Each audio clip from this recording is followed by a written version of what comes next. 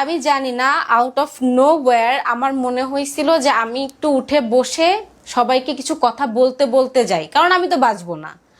So আমি উঠে এরকম পেট পেট চেপে ধরে আমি চিৎকার করতে করতে বলতেছিলাম যে আমার নাম অমুক, আমার নাম জেবিনা আক্তার মিম, আমি উত্তর ইউনিভার্সিটির ফ্যাশন ডিপার্টমেন্টের এত ব্যাচের, আমার বাবার নাম এই, আমি আমার বাবাকে বলে আসি নাই। আজকে যদি আমি মারা যাই তোমরা কিন্তু এটার হিসাব নিয়ে তারপরেই যেও, তার আগে তোমরা কিন্তু রাস্তা ছাড়িও না।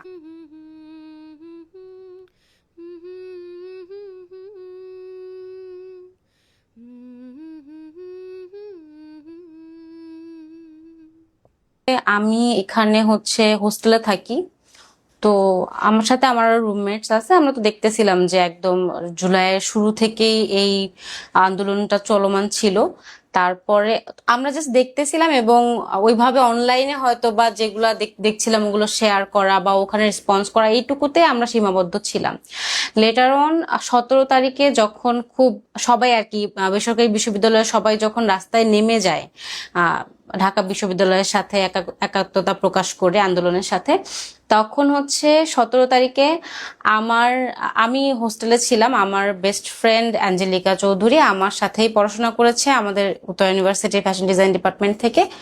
ও আমাকে ফোন দিয়ে বলে যে আমাদের বেশ কয়েকটা জুনিয়র, খুব ক্লোজ জুনিয়ররা আছে, তো ওরা তো সকাল থেকে ওখানে আন্দোলনে আছে, ওখানে কি যাবো কিনা। তো পরে আমি বললাম যে আসলে আমার কাছে এখন কোনো টাকা পয়সা নেই, আমি বের হইতে পারবো না।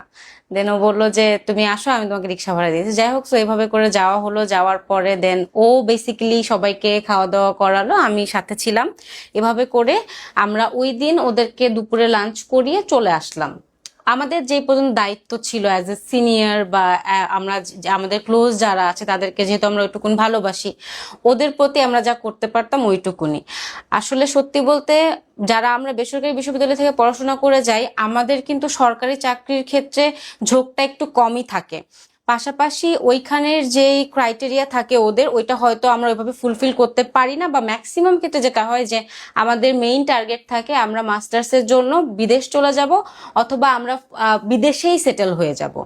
সো যাই হোক, আমাদের তো আর এই আন্দোলনের সাথে ওইভাবে করে কোনো সম্পৃক্ততা নাই। তাহলে এরপরে 18 তারিখে অ্যারাউন্ড 11টার দিকে একদম ফুল স্পিডে তখন গোলাগুলি চলছে।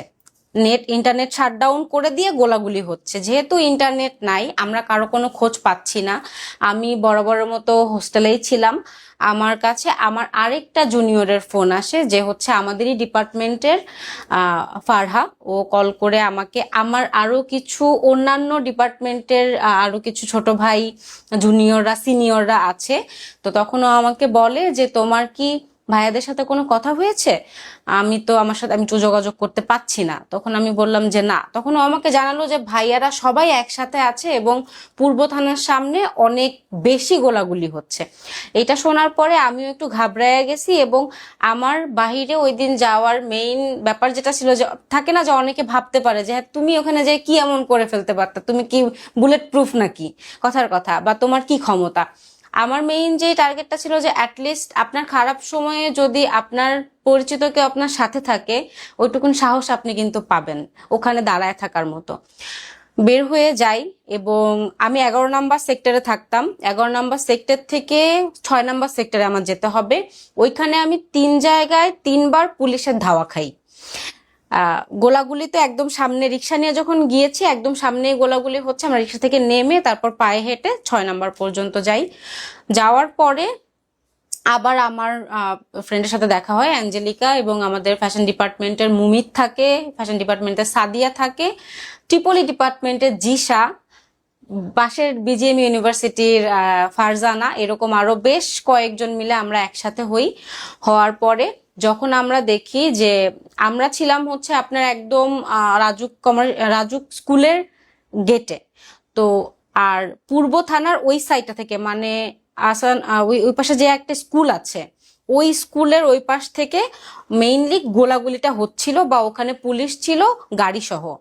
তো আমরা যখন ওরকম দেখছি এবং সবাই একটা দুইটা রাবার বুলেট খেয়ে এদিকে ওদিকে ছোটাছুটি করছিল, তখন আমার চিন্তা হয় যে তাহলে একটা কাজ করি, আমি অ্যাঞ্জেলিকাকে বলি যে তাহলে একটা কাজ করি, let's buy some medical equipments যেটা আমরা দিতে পারবো। And আমার হচ্ছে প্রাথমিক চিকিৎসায় হালকা পাতলা ধারণা আছে যে কেটে গেলে কি দিতে হবে, বার্ন হইলে কি দিতে হবে। সো আমি ওই থট থেকে ওকে নিয়ে যেয়ে দেন ও হচ্ছে ওগুলো কিনতে হেল্প করে, আর আমি বলে দিই যে এটা লাগবে।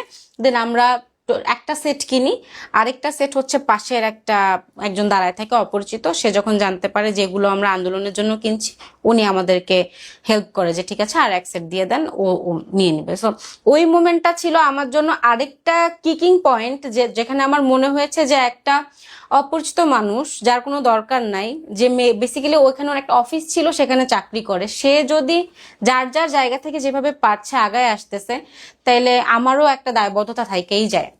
সো তখন আমি ওগুলো নিয়ে আমি আর আমার ফ্রেন্ড সামনের দিকে আগাতে থাকি। তখন হচ্ছে মোটামুটি ওরা গুলি করতে করতে একদম রাজুকের গেটের সামনেই চলে আসে। আমরা আবার উল্টা দৌড় দেই, এরপরে থামে, ওরা পিছু হটে, পিছু হটার পরে আমরা আবার সামনের দিকে আসি। সামনের দিকে আসার পর তখন হচ্ছে ওইখানে ডিপিএস একটা স্কুল ছিল, ওই স্কুলের যে গলিটা মানে রাজু স্কুলের পাশে একটা রোড, ওই রোডটার সামনে থাকি। সো আমার যেটা যেটা মেইনলি আমার যেটা থটে থাকে, অ্যাটলিস্ট জেনারেল নলেজে তো এটুকুন আমরা জানি যে যে কোনো যুদ্ধ যদি হয়, আবাসিক যেই এলাকাটা আছে ওইখানে গোলাগুলিটা খুব স্বাভাবিক না আর কি, হয় না। ওই ধারণা থেকে আমি ভেবেছি যে সিন্স আমরা ভিতরে আছি, হয়তো বা এখানে গোলাগুলি করতে আসবে না, মেইন রাস্তার দিকে থাকাটাই রিস্ক বেশি।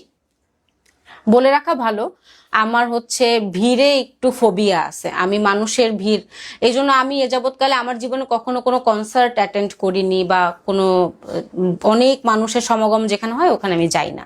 তারপরেও আমি এখানে গিয়েছিলাম, এবং আমি যখন 4-5 জনকে হচ্ছে ব্যান্ডেজ করে দেই, এবং আমাদের সাথে টুথপেস্ট ছিল যেটা কিনা ওই টিয়ার শেলের গ্যাসটাকে ডিজলভ করে। সো ওগুলো দিতে দিতে সামনে আসার পরে আমরা এক জায়গায় থামি, মুমিত সাদিয়া ওদেরকেও পাওয়ার পরে দেন পানি খাচ্ছিলাম। পানিটা শেষ করেছি, এমন সময় দেখলাম যে অনেকগুলা মানুষ সবাই একসাথে দৌড়াচ্ছে। আমি বুঝতেছিলাম না যে কি হচ্ছে, মানে আমার এটা চিন্তাই ছিল না যে এখানে পুলিশ গাড়ি নিয়ে আসতে পারে। আমার তখন ঠিক আছে, বাট যখন চোখে মানে ভিজিবল হয়েছে যে হ্যাঁ ওরা আসতেছে, আমি দেখতে পাচ্ছি, তখন ট্রাই করলাম দৌড়ানোর, কিন্তু সিন্স ওইটা গাড়ি ছিল ওইখান দিয়ে, তো মানে ওই গাড়ির সাথে তো আমাদের পায়ের দৌড়ে ওইভাবে করে মিল হবে না। সো আমি যেটা করি যে আমার সাথে টোটাল 5টা মেয়ে ছিল জন্য আমি চিন্তা করি যে এতগুলো যেহেতু মেয়ে, ওরা মনে হয় না গুলি করবে। আমি ট্রাই করি যে 2-3 জনকে মনে হয় আমি এভাবে ধরে রেখেছিলাম আমার পিছনে, আমার বান্ধবী আমার হাত ধরা ছিল, এবং আমার পাশে আরেকটা মেয়ে ছিল যে কিনা আমার হোস্টেলের, যার আমাদের বিশ্ববিদ্যালয়ে ভর্তি হবার কথা ছিল, ওর নাম হচ্ছে লাকি। ও একটু লম্বা, যার কারণে ও আমার পাশে দাঁড়ায়, আমার হাত ধরে বলছে মিমাপু দৌড়াও। ওর জাস্ট দৌড়াও কথাটা বলা শেষ হওয়ার আগেই আমি জাস্ট ফিল করলাম যে একটা কিছু আমার পেটে লেগেছে, এবং খুব সজোরে লেগেছে, অনেক ব্যথা পেয়েছি। আমার আমি জাস্ট মা বলে পড়ে গিয়েছি নিচে। তো নিচে পড়ে যাওয়ার পরে সেন্স যতক্ষণে আমার জ্ঞান আসবে, মানে আমি অজ্ঞান হয়ে যাই না পুরোপুরি, কিন্তু ওই হিতাহিত জ্ঞানটা যতক্ষণে আসবে, এর মধ্যে দেখলাম যে 3 জন আমার এক পাশে 2 জন, আরেক পাশে আরেকজন ঠাস করে পড়ে গেছে। আমি খুব ভয় পেয়ে গিয়েছিলাম, ভেবেছিলাম ওদের গুলি লেগেছে, বাট ওখানে হচ্ছে 2 জন ভয়েই অজ্ঞান হয়ে গিয়েছে। আমার পাশে যে মেয়েটা ছিল ওর গুলি লেগেছে এবং ও তখন অজ্ঞান হয়ে গিয়েছে। আমার জ্ঞান আছে, আমি উঠে দাঁড়ানোর চেষ্টা করি, কিন্তু উঠে দাঁড়াতে পারিনি। তখনও আমি জানি না যে আমার পায়েও গুলি লাগলো। আর আমি আমি একটা টি শার্ট একটা জিন্স পরা ছিলাম, এবং একটা ক্রস বডি ব্যাগ নেওয়া ছিলাম, আল্লাহর অশেষ রহমত যে ওই ব্যাগটার জন্য আমার অনেকগুলো পিলেট যেগুলো, ওগুলো অনেকগুলো আমার গায়ে লাগে নাই, ব্যাগের সাথেই লেগে গিয়েছিল। তো আদারওয়াইজ আরো বেশি হচ্ছে আমার গায়ে লেগে যেত। তো আমি তখন চিন্তা করলাম যে যেহেতু আমি উঠতে পারছিলাম না, আর তখন আমি জাস্ট ব্যথায় চিৎকারই করতেছিলাম, ওই মোমেন্টে মুমিত সামহাও সবাইকে রেখে আমাকে কোলে নিয়ে দৌড় দেওয়া শুরু করছে। আমি তো মানে এমনিতেই একটা আস্ত মানুষ, তার উপরে অলরেডি গায়ে সব শক্তি ছেড়ে দিয়েছি, ও দৌড়াতে পারছে না। এর মধ্যে দেখলাম যে সামনে থেকে আরো কয়েকজন এসে দেন আমাকে নিয়ে ওরা আরো ভিতরের দিকে গেল। আরো ভিতরের দিকে যাওয়ার পরে ওখানে ওই গাড়িটা তখনও হচ্ছে আবার ওই পাশ থেকে রাউন্ড দিয়ে আসছে। তো ওটা দেখার দেখার পরে মানে হসপিটালে যে নিবে, ওইখানে কাছাকাছি ছিল হচ্ছে কুয়েত মৈত্রী হসপিটাল। কুয়েত মৈত্রী হসপিটালে যেতে হলেও পুলিশকে ক্রস করে যাওয়া লাগবে।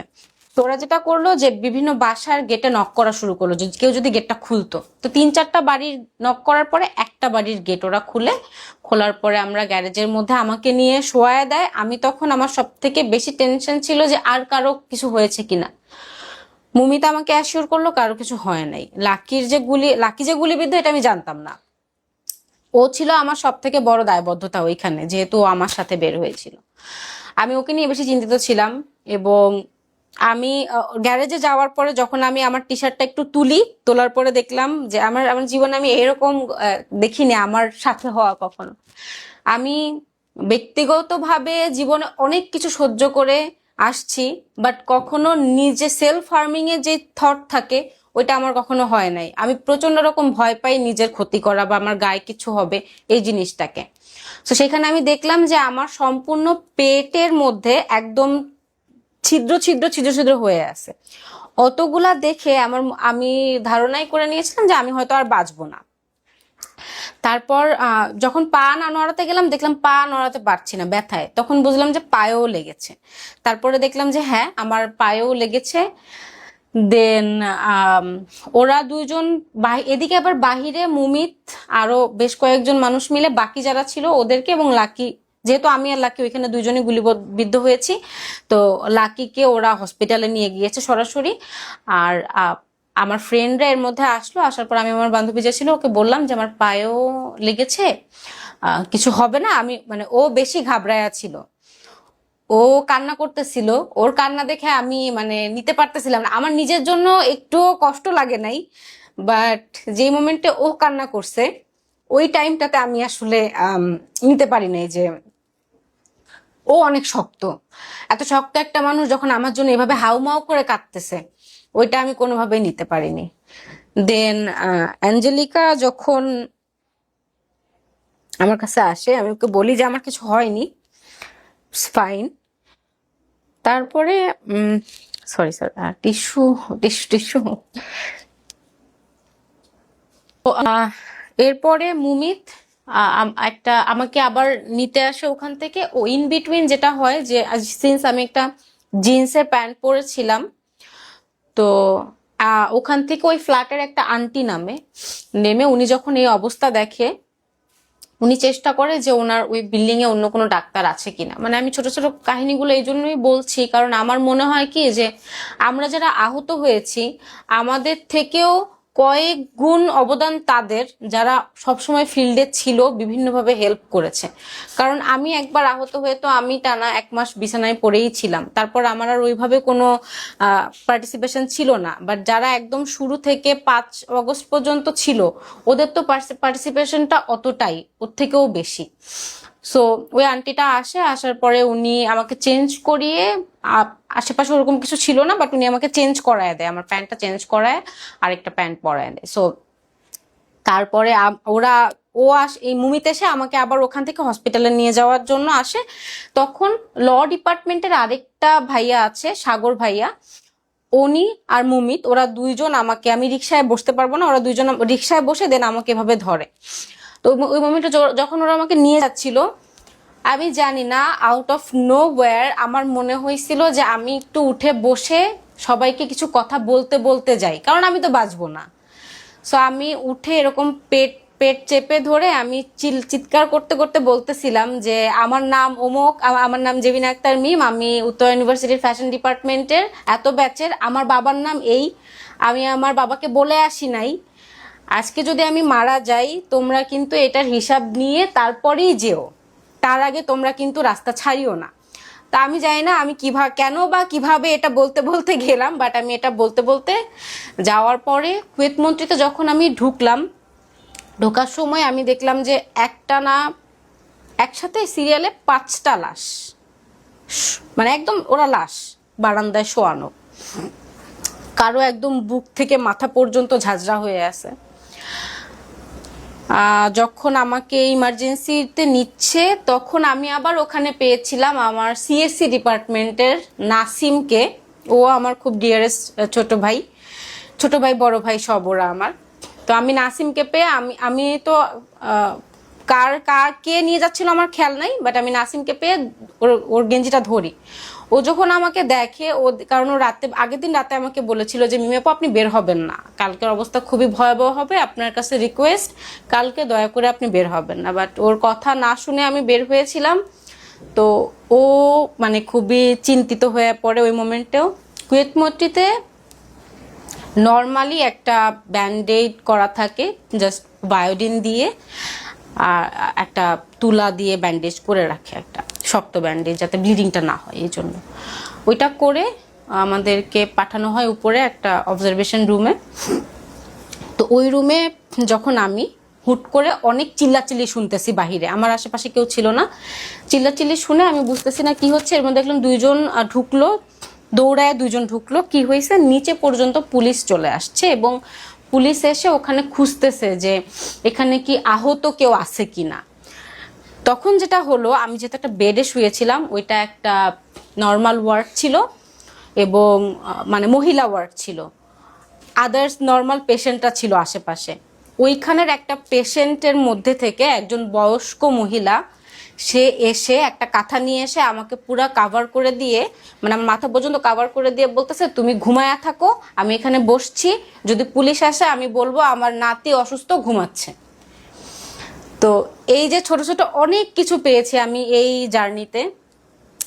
আমি আর কি আমি ভাবেই শুয়ে আছি অনেকক্ষণ, তারপর জানতে পারলাম যে একটা পুলিশ ট্রিটমেন্ট নিতে এসেছিল এবং কিছু ছাত্ররা তাকে অ্যাটাক করেছিল এবং কিছু ছাত্র তাকে সেফটি দিয়ে বের করে দিয়েছে যে আপনি চলে যান। ওইটা নিয়ে একটা চিল্লাচিল্লি হয়েছে। এর অনেকক্ষণ পরে ওইখানে আমাদের বেশ কিছু টিচাররা আসেন, যখন স্প্রেড আউট হয়ে যায় যে আমার গায়ে আমি গুলিবিদ্ধ হয়েছি এবং আমাদের ইউনিভার্সিটির তখন আরো বেশ কয়েকজন, বাট মেবি সর্বপ্রথম আমি আমাদের ইউনিভার্সিটি থেকে, কারণ তখন 2টা বাজে হয়তো বা দুপুর 2টা তখন। সো ওই সময় আমি এবং অনেকও হয়, বাট অনেক আরেকটু পরে আর কি অনেক আসে। খবর যখন ছড়ায় যায় যে হ্যাঁ আমিও গুলি খেয়েছি, তখন কয়েকজন টিচাররা তৎক্ষণাৎ ওখানে চলে যায়। আমার স্পেসিফিকলি মনে নাই কোন কোন টিচার ছিল, অনেকজনই ছিল। তার মধ্যে আমার মনে আছে শুধু ব্র্যান্ড অ্যান্ড কমিউনিকেশনের আরেকজন টিচার ছিল, স্যারের নামটা আমি মনে করতেছি না, সো আনফর্চুনেট আমি নাম ভুলে যাই। সো স্যার আসেন এবং আরো বেশ অনেকজন আসেন, ম্যাডাম বাংলা ডিপার্টমেন্টের একজন ম্যাডাম আসেন, বাংলা ডিপার্টমেন্টের একজন স্যারও আসেন। আসার পরে ওনারা আমার অবস্থা দেখে ওনারা খুব চিন্তিত ছিলেন, কিন্তু আমি খুব লজ্জা পাচ্ছিলাম যে আমি এরকম একটা অবস্থায় শুয়ে আছি এবং আমার টিচাররা এসে কষ্ট পাচ্ছে। তো এরপরে আমাদের ইউনিভার্সিটির হস্তক্ষেপে একটা অ্যাম্বুলেন্স অ্যারেঞ্জ করা যায়। ওই মোমেন্টে কোনো অ্যাম্বুলেন্স পাওয়া যাচ্ছিল না। একটা অ্যাম্বুলেন্সে আমরা টোটাল পেশেন্ট যাব 4 জন।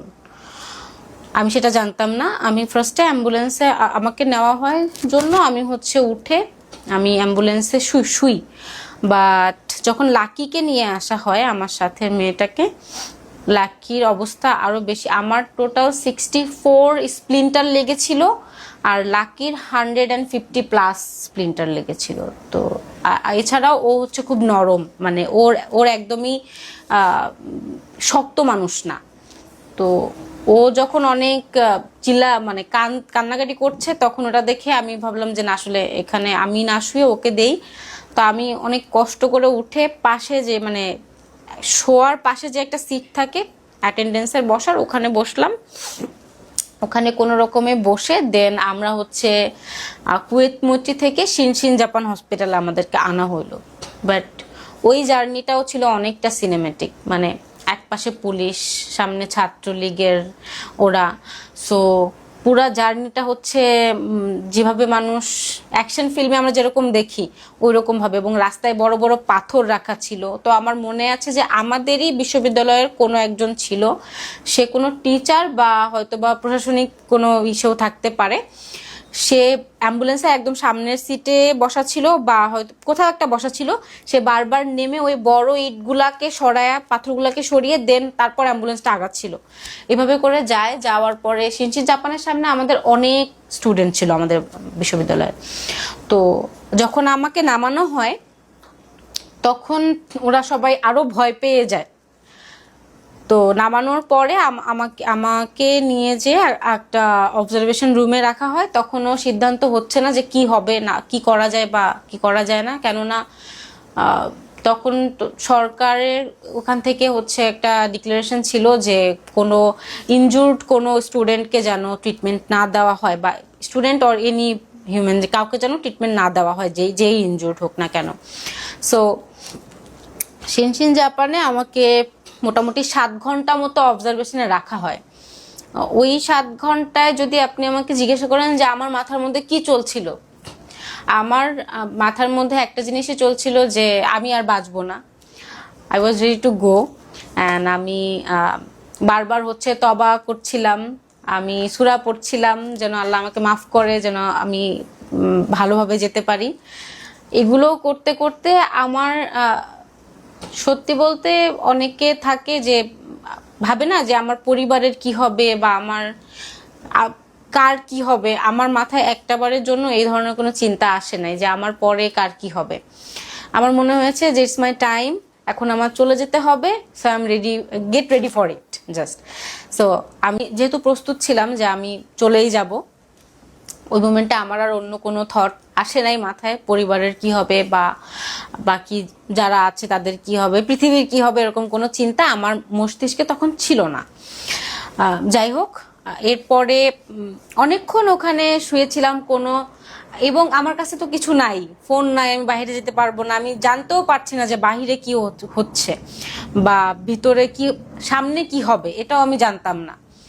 তো এমন সময় আমি অনেক কষ্ট করে, আমি বাই দ্য ওয়ে আমি অনেক শক্ত মানুষ, আমি খুব সহজে ব্যথা পেলে, মেয়েরা নর্মালি যেরকম হয় মেয়েলি স্বভাব থাকে ওইটা একটু কম ছিল আমার। সবসময় নিজে নিজেই সবকিছু করেছি ছোটবেলা থেকে, সো এটাই ছিল আমার মধ্যে। সো আমি অনেক করে কষ্ট করে উঠে দাঁড়াইলাম যে একটু দেখি সামনে যদি কেউ থাকে জিজ্ঞাসা করে যে আমার কারোর সাথে কথা বলতে পারবো কিনা। তো ওঠার পরে দেখলাম আমাদের অনিক আসতেছে। তো অনিক আসতেছে দেখে আমি অনিকের সাথে এর আগে কখনো আমার ইন এ পার্সন কথা হয় নাই, ওই দিনই ফার্স্ট, এর আগে সোশ্যালে কথা হয়েছে। তো আমি অনিককে বললাম যে তুমি এখানে। অনিক আমাকে বলতে সাপো আমি গুলি খাইছি। তো আই থট যে আমরা তো আর গুলির স্পেসিফিকেশন জানি না, কোনটা বুলেট, কোনটা রাবার বুলেট, কোনটা পিলেট, এগুলো সম্পর্কে তো আমাদের কোনো ধারণা নাই। তো আমি বললাম যে হ্যাঁ আমিও। পরে ও আর আমি অনেক মজা করছি তখন, আসলে মানে আমাদের তখন ওরকম কোনো ভয় ছিল না, জানি না কেন। তো ও হচ্ছে তখন আমাকে বলল যে হ্যাঁ আমার একদম বুলেটই লাগছে, আপনার কি কি কি ইনজুর্ড হয়েছেন। পরে আমি বললাম যে আমার হচ্ছে পিলেট লাগছে গায়ে। তো বললো যে আচ্ছা। তো আর আমি পাশাপাশি, ওই পাশে মেল সেকশন ছিল, ওই পাশে ফিমেল সেকশন ছিল, সিন্স ওইটা অবজারভেশন সেন্টার আর তখন ইমার্জেন্সি, মেবি ওই জন্য হচ্ছে একটু মিক্সড আপ করাই ছিল, বাট মাঝখানে কার্টেন ছিল। তো ওর সাথে কথা হবার পরে দেন ও চলে গেল। ও চলে যাবার পরে আমি হচ্ছে অনেকক্ষণ ওখানে শুয়ে আছি তখনও। এর মধ্যে বাহিরে ডিসিশন হচ্ছিল যে অপারেশন হবে বা কি হবে, কি করা যাবে বা কোন প্রসেসে যাওয়া যাবে, কেননা ওভাবে করে তো ওই যে নিষেধাজ্ঞা একটা আছে এবং ডাক্তাররা তো সবাই সামনে আসছিল না। আমাদের এখানের উত্তর ইউনিভার্সিটির যিনি মেডিকেল অফিসার ছিলেন তখন, ওনার হস্তক্ষেপে, এবং ভিসি ম্যাম তখন দেশের বাহিরে ছিলেন। তো ভিসি ম্যাম ওই পাশ থেকে ফোন করলে নাকি সবাই টিচারদেরকে বলেছিলেন যে যেভাবে সাপোর্ট দেওয়া যায় আপনারা দেন। এখন তো আপাতত সিন্স তখন সব ট্রানজেকশন অফ, সবকিছু অফ, আমাদের টিচাররা নিজেদের পার্সোনাল যেই সেভিংস বা যেটা আছে ওগুলো দিয়ে তখন আলটিমেটলি সব অ্যারেঞ্জমেন্ট করছিল। তো ওই মোমেন্টে আমার অপারেশন হয় 7 ঘন্টা অবজারভেশনের পরে। অপারেশন রুমে যখন আমাকে নেয়, নেওয়ার পরে আমার অপারেশন হয়। অপারেশন হওয়ার পরে যখন জ্ঞান আসবে, ওইটা একটু টাফ ছিল আমার জন্য। আমার সেন্স আসতেছিল না। সো যিনি ডাক্তার ছিলেন উনি বারবার আমাকে ডাকতেছিলেন, আমি ওনার ডাক শুনতে পাচ্ছি, এবং একটা অনেক স্পিডের একটা পানি হচ্ছে তখন, যেগুলো সেন্সিটিভ এরিয়া যেমন দাঁতের মাড়ি এইসব জায়গায় দেওয়া হয় যাতে সেন্সটা আসে। তো আমি সব টের পাচ্ছি, বাট আমার সেন্স আসছিল না। আমার বডি তখন রেসপন্স করার জন্য এরকম মানে বেড থেকে এরকম উপরে উঠে যাচ্ছিল বারবার, বাট রেসপন্স করতে পারছিলাম না। অনেকক্ষণ পরে আমি যখন আমার জ্ঞান আসে, আমি মুখ দিয়ে কিছু বলতে পারছিলাম না, আমি তখন হাতে ইশারা করার পরে ওনারা থামে। তো যেহেতু অপারেশনের পরে আমাকে নিয়ে যাওয়া হয়, আমি ভেবেছিলাম যে মেবি সবগুলো প্লেট বের করা হয়ে গিয়েছে। সো আমি তখন অনেক ঠান্ডা লাগছিল, একটা পুরো ব্ল্যাঙ্কেট দিয়ে মোড়ানো ছিলাম, কাঁপছিলাম।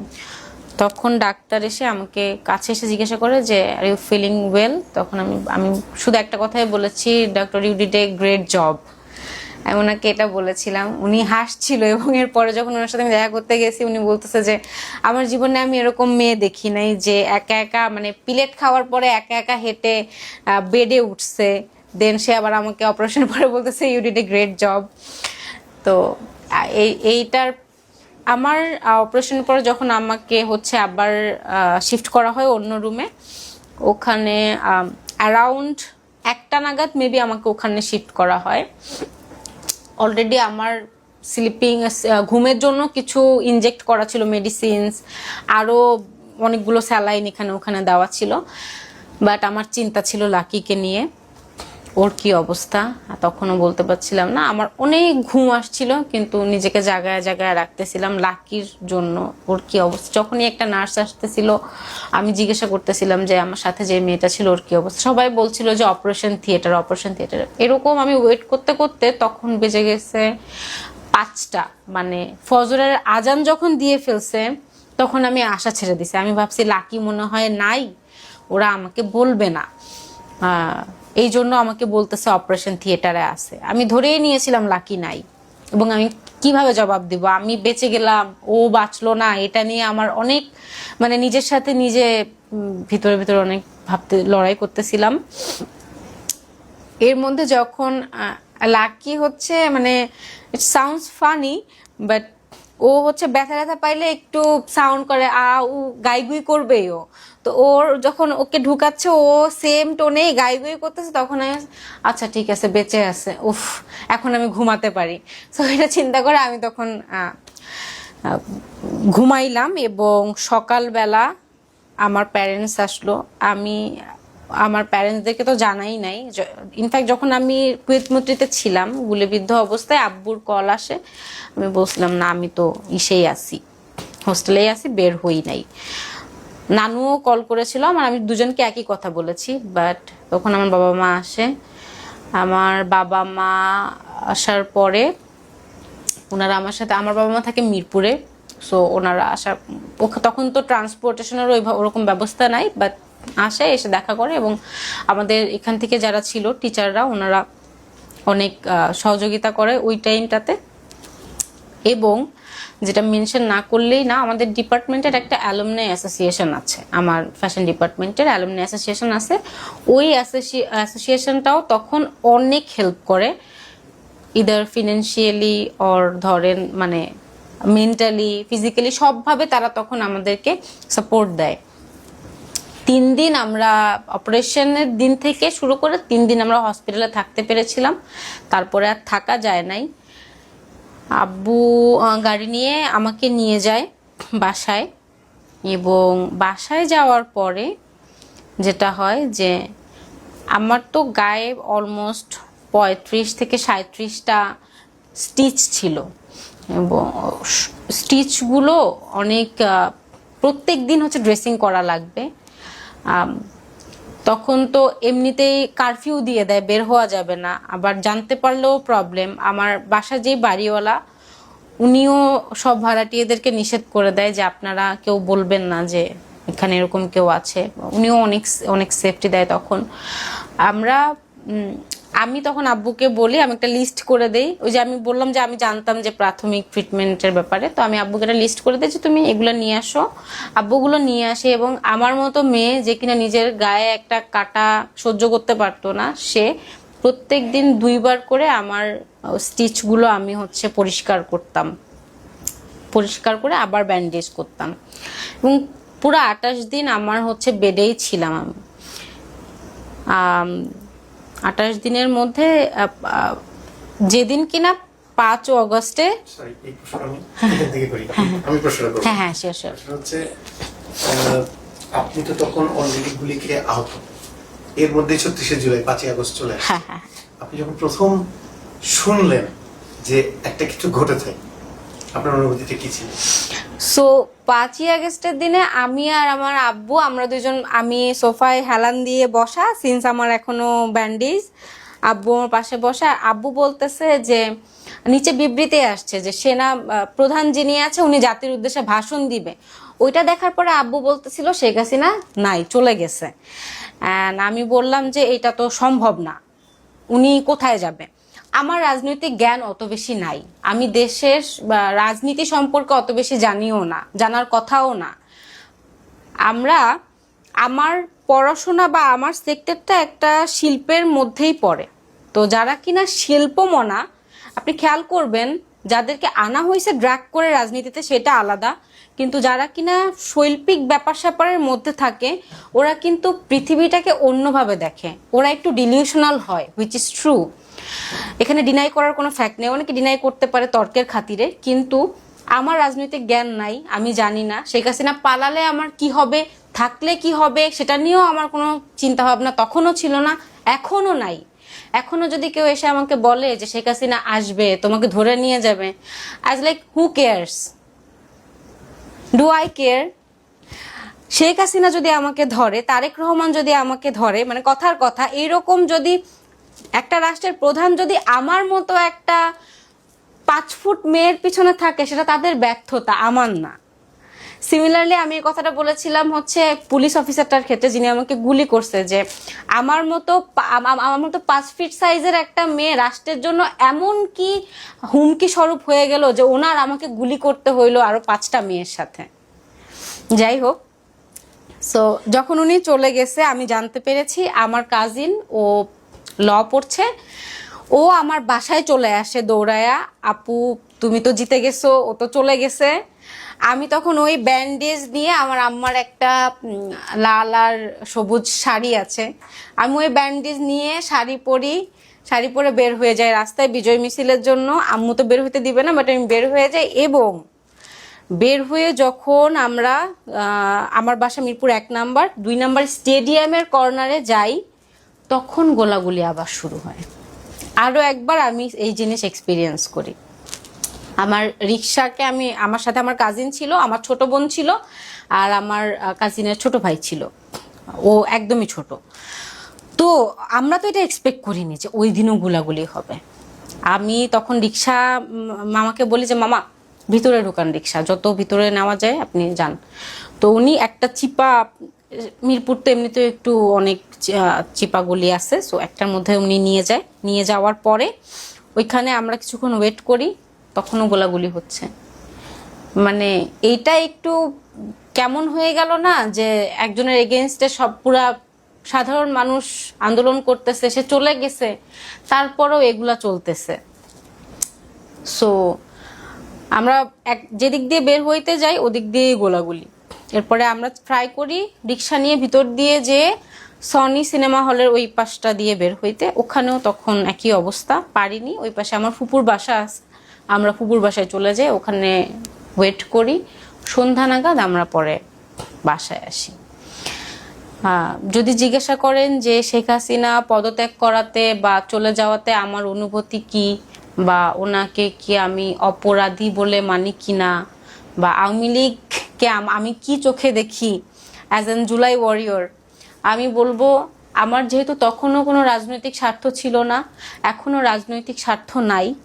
আমি বড় হয়েছি গোপালগঞ্জে, আমার ছোটবেলা শৈশব কেটেছে, শৈশব থেকে মানে একদম 4 বছর থেকে 12 বছর পর্যন্ত আমার গোপালগঞ্জে বড় হয়েছে। এবং গোপালগঞ্জ এমন একটা জায়গা যেখানে আপনি জন্মের পরে আপনার শরীরে ইনজেক্ট করে দেওয়া হবে যে Sheikh Mujibur Rahman is greatest and Sheikh family is greatest of all time বাংলাদেশের মধ্যে। তো আমরাও সেভাবে বড় হয়েছি। আমি একটা টাইমে শেখ হাসিনাকে দেখতাম অ্যাজ অ্যান আইডল। উনি বাংলাদেশকে যেভাবে করে কন্ট্রোল করে রেখেছিল বা যেভাবে করে উনি আগাচ্ছিল একটা উইমেন হিসাবে আমি দেখতাম, ভাবতাম। কিন্তু আমরা তো ভিতরের কাহিনী জানতাম না, আমরা তো গুম খুনের কাহিনী জানতাম না। আমার পরিবার থেকে তো সরাসরিভাবে রাজনীতিতে কেউ জড়িত না, আমরা তো এটা জানতাম না।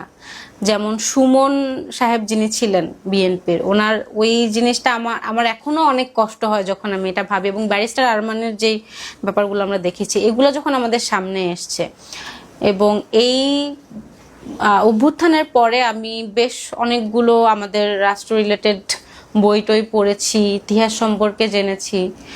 এখন আমরা বলতে পারি যে আমরা যারা জেনজি আমরা একটু কনফিউজডও, কারণ আমরা আদতে কোনো রিফাইন্ড হিস্ট্রি পাই নাই। হিস্ট্রি যে যে যার যার মতো লিখছে। আজকে যেমন আমি আপনাকে হিস্ট্রি একটা বলছি, এটা আমার চোখে দেখা, আমার সাথে অন্য আরেকটা মেয়ে যে ছিল ও যখন বলবে ওর কাছে ওই ইনসিডেন্টটা আরেক রকম থাকবে। হিস্ট্রি এভাবেই চেঞ্জ হয়ে যায়। আমি বরাবরই তাই থাকি। আমি যখন কাজ করি as an freelance costume designer, পাশাপাশি আমি একটা আর্ট গ্যালারিতে গ্যালারি কোঅর্ডিনেটর, এবং আমার ছোটখাটো একটা ব্যবসাও আছে। সো আমার যখন একটা বড় অ্যামাউন্ট প্রফিট হয়, বিগ অ্যামাউন্ট, ওইখান থেকে একটা মিনিমাম অ্যামাউন্ট আমি একটা ছিন্নমূল মানুষকে দেই, কাউকে না জানায়া। এবং এটা আমি করি কেন? আমি ওর পাশে থাকতে চাই তাই। সো এই জিনিসটা আমার মধ্যে বিল্ট ইন আগে থেকেই। আমি তখনও মানুষের পাশে ছিলাম। আমি এখনো যদি দেশের প্রয়োজনে 10 জনের প্রয়োজনে আমার নামা লাগে আমি আবার নামবো। কিন্তু জুলাইয়ের যে আকাঙ্ক্ষা সেটা তো এখন পর্যন্ত পূরণ হয়েছে বলে মনে হয় না। ক্ষমতা যার হাতে আসে সেই আস্তে আস্তে ফ্যাসিস্ট হয়ে যায়, এটাই নিয়ম বা ইতিহাস তো এটাই বলে আলটিমেটলি। তবে আমরা হোপ রাখতে পারি। যেরকম আমার অ্যাক্সিডেন্টের পরে আমি অনেক কিছু শিখেছি। লাইফ ইজ ভেরি আনসার্টেইন, আমাদের শুধু হোপের উপরে বাঁচতে হবে। আমি আজকে এখান থেকে বের হয়ে বাসায় যাইতে পারবো কিনা সেটার কোনো গ্যারান্টি নাই, বাট আমার একটা প্ল্যান আছে যে আমি বাসায় যাওয়ার পরে এটা করব, আমার এই কাজটা পেন্ডিং আছে। সো এই জিনিসগুলো তো আমরা আসলে একটা আশার মধ্যেই রেখে সামনে আগাই। আমাদের আসলে ওই আশাটাই ধরে রাখতে হবে। আমরা আশাহত হয়ে গেলে তো সব শেষ। যদি আশাহত হয়ে হাল ছেড়ে দেন তাহলে তো আর কোনো কিছু চেঞ্জ হবে না, বা আপনি কিছু করতেও চাইবেন না, যে না হবে না, আমি যাব কেন। সিন্স এখনো আমার বডিতে 51টা পিলেট আছে। সো পিলেটগুলো একটা তো ফরেন অবজেক্ট, একটা ধাতব পদার্থ। তো ওইটা বডিতে থাকলে যেটা হয় যে ওইখানটাতে ইনফেকশন ক্রিয়েট করার ট্রাই করে। সো বডির অন্যান্য যে গুড ব্যাকটেরিয়াসগুলো আছে, মেবি আমি ভুল হইতে পারি, আমি তো ডাক্তার না, আমি জানি না, বা ডাক্তার আমাকে যেভাবে বুঝাইছে, ওরা অলওয়েজ ফাইট করে যেন ওইখানে কোনো ইনফেকশন ক্রিয়েট না হয়। সো ওইটার জন্য যেটা হয় যে আমার সবসময় ইমিউন সিস্টেম থাকে একদম লোয়েস্ট। এমনিতে আগে আমি আল্লাহর রহমতে সুস্থ ছিলাম তখন আমার ইমিউন সিস্টেম অলওয়েজ হাই থাকতো, খুব একটা অসুস্থ হতাম না, সিজনাল ফ্লু বা কিছু। এখন আমার মেইন যেটা ইস্যু হয় সেটা হচ্ছে আমার ইমিউন সিস্টেম অলওয়েজ লো থাকে। আগের মতো ওভাবে হার্ড ওয়ার্কটা আমি করতে পারি না। বাট সোফার যেটা আমি চিন্তাও করি নাই যে আমি একটা নর্মাল লাইফ লিড করব, সেটা আমি পারতেছি আলহামদুলিল্লাহ। এবং হতাশ লাগে, কখন হতাশ লাগে? যখন দাগগুলো দেখতে পাই। আবার ভালো লাগে কখন? যখন কেউ এসে বলে, যে কেউ এসে জানতে চায়, দেখতে চায়, বলে যে আপু এগুলা তো হচ্ছে তোমার প্রাউড ফিল করার মতো জিনিস, তুমি ডিসহার্টেড হইও না। তখন আবার ভালো লাগে। আমার ছোট ভাই আছে, একদম ছোট, আমার কাজিন, ও ক্লাস 2তে পড়ে। ও একবার আমাকে বলতেছিল যে আমি আমার ফ্রেন্ডদেরকে বলছি আমার আপু ছিল ওইখানে। আমার আপুর অনেক অনেক জায়গায় কাটা গিয়েছে এবং সেগুলো এখনো সেলাই আছে। তো ওইটা আমি চিন্তা করে বললাম যে আচ্ছা ঠিক আছে, ভালো করছো। তো ওদের এই যে একটা স্টোরি পাইলো ওরা বলার জন্য খুব প্রাউডলি, এই জিনিসগুলো তো আসলে এমনি আমার মতো মানুষের পাওয়ার কথা ছিল না। বাট এখন আমি আসলে বুঝি যে আল্লাহ তাআলা যাকে সম্মানিত করার একটা চেষ্টা করে বা যাকে সম্মানিত করতে চায়, সেই সম্মানটা নিজের কাছে এমনি এমনি চলে আসে।